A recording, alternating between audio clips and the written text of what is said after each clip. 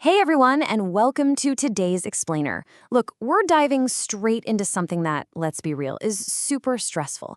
Handling medical debt without totally going broke. If you're sitting there right now feeling completely overwhelmed by that stack of bills on your kitchen counter, take a deep breath. You're exactly where you need to be. Have you ever opened an envelope from a hospital and just felt your stomach drop to the floor? Honestly, whether it was a surprise ER visit at 2 in the morning or a major surgery, that instant wave of panic is so real. I want to validate that right out of the gate. You're not crazy for feeling that way, and you're absolutely not alone. The truth is, medical debt is quite literally one of the most common and most stressful types of debt in America today. It happens to incredibly hardworking, responsible people all the time. But here's my promise to you for this explainer. We're going to break this whole system down realistically, practically, and most importantly, with zero shame. We're going to untangle this so you can step up and take back control. Okay, let's dive into this. Here is our roadmap for today. First, the surprise medical bill. Second, why medical debt is unique. Third, your step-by-step action plan. Fourth, prevention and future mindset. And finally, taking back control right now. So, part 1, the surprise medical bill. Whatever happens, don't panic. Seriously, the very first rule of medical debt is just that. Don't panic, and whatever you do, do not ignore it. I know, it's so incredibly tempting to just shove that bill in a junk drawer and pray it magically disappears or insurance suddenly handles it, but ignoring it, that's the worst possible strategy. Because if you ignore it, it goes to collections. And once it hits collections, you're dealing with damaged credit, those relentless phone calls, and way more stress. We've got to face this head on. Moving to part 2, why medical debt is unique. And actually, there's a lot of hope here because it plays by entirely different rules. Think about your standard credit card debt for a second. It's rigid, right? Fixed high interest rates, brutal penalties. But medical debt is totally different. Yeah, it hits out of nowhere, and sure, the numbers can be massive, but unlike credit card companies, many medical providers are surprisingly willing to work with you. This stuff is highly negotiable, payment plans are super common, and actual legitimate reductions of your bill are entirely possible if you just know how to ask. All right, part 3, your step-by-step action plan. Let's get you some actual actionable relief. Here is our master plan, 5 steps to dismantle that overwhelming bill. We're going to review and verify, negotiate a reduction, ask for a payment plan, explore charity care, and finally, look at debt settlement. Just seeing it broken down sequentially like this should hopefully take the edge off your anxiety. Let's tackle exactly how to execute each one. So, the absolutely crucial point to start with is step 1, review and verify. Never just blindly pay the summary total on that very first bill. You've got to call the billing department and ask for an itemized bill. Once you get that breakdown, you are officially in detective mode. Check for wrong billing codes. Spot those crazy duplicate charges, where they inexplicably charge you twice for the same $50 aspirin. Flag anything you literally didn't even receive. Honestly, just doing this one step can sometimes slash your bill entirely. Once you know the bill is actually accurate, you hit step 2, negotiate a reduction.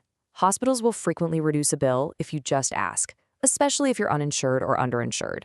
Now, I know negotiating sounds intimidating, so here is the exact script I want you to use. Polite, but firm. Just say, I'm having trouble paying this. Is there any financial assistance or discount available? You would be shocked at how often the person on the other end of the line has the power to just instantly knock a percentage off your total right then and there. Okay, what if they won't reduce it? Or it's still just way too high to pay all at once? We move to step 3, ask for a payment plan. This is just an agreement to pay the bill off over a set period of time. And the magic of medical payment plans?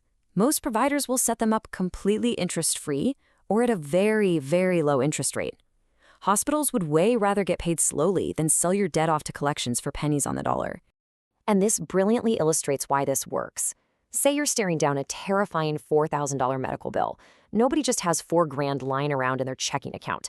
But if you call and set up a 24-month interest-free payment plan, that impossible $4,000 becomes a super manageable $167 a month.